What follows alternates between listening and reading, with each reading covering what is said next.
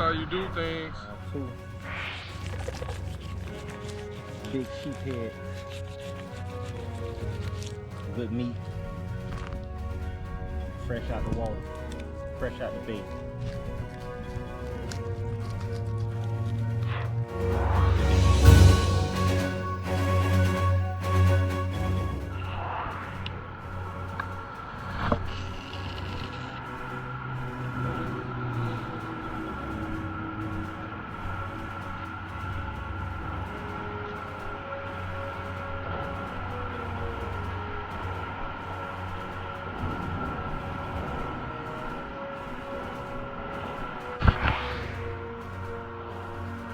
Like my favorite spot.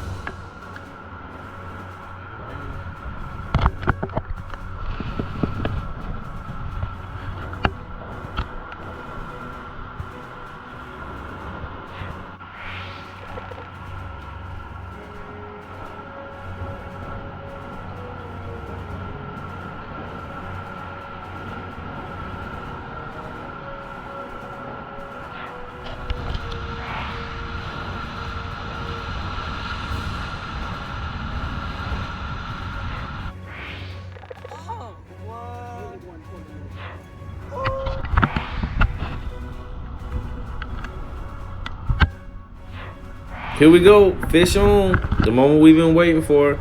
If you got a light leader, you're going to have to let him play around before he hit the rocks. If you got over a 30-pound leader, go ahead and horse him in. Come on, let's go, ladies. It's time to eat. It's a possibility he could slip off right here and fall in these rocks. Don't kill yourself trying to get down there on those slippery rocks to land this fish. There we go. We got him landed.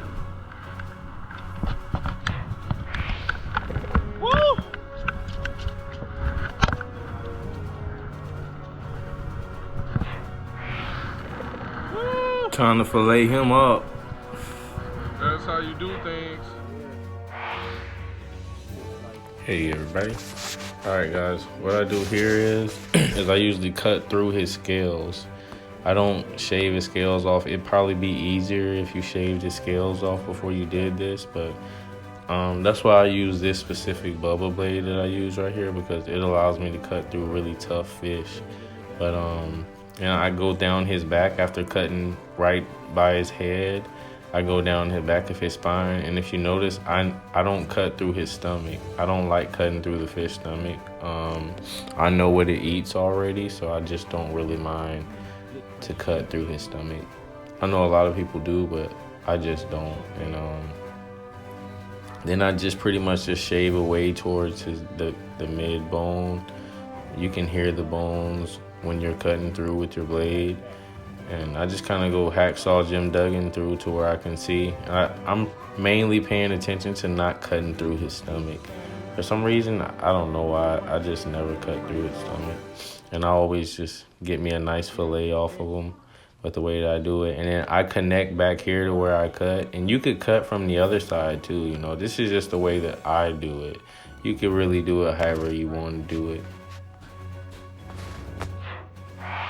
And then here again, guys, I've already cut through its scales already, and now I'm just gonna show you again how I just go down his spine with my bubba blade. If you look at my glove over here, you notice I have that big hole, and it's because this sheephead, it isn't dead, so he's flexing his fins, and he has really sharp fins all over him, and his fins punctured my glove. Another thing with these fish, if they're all white when you're cutting them up, if they've lost their color, that means they're not as fresh. If you can still see color, then they're still fresh and or alive. If they're all white, they're dead.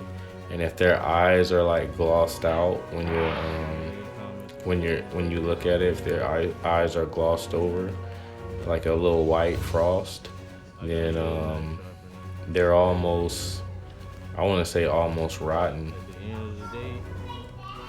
Almost to where you might not even want to eat that fish. I don't know.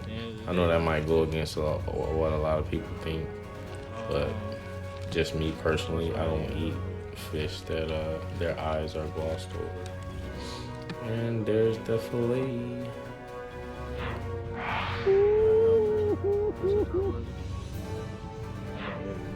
This side is usually a little harder to cut, but as you can see, I'm still gonna go right down his backbone with the knife. I didn't immediately cut through its tail, which I usually do, but like I said, I'm experienced with this fish, and I usually can just do whatever I want to do, and it still comes out right. And that's with anything, with a lot of things. I mean, as long as you're trying to do it, and you'll get better and better as you go, you know. So, like I said, you'll get a lot of hate on the way, but just keep trying to perfect it, man. Keep going.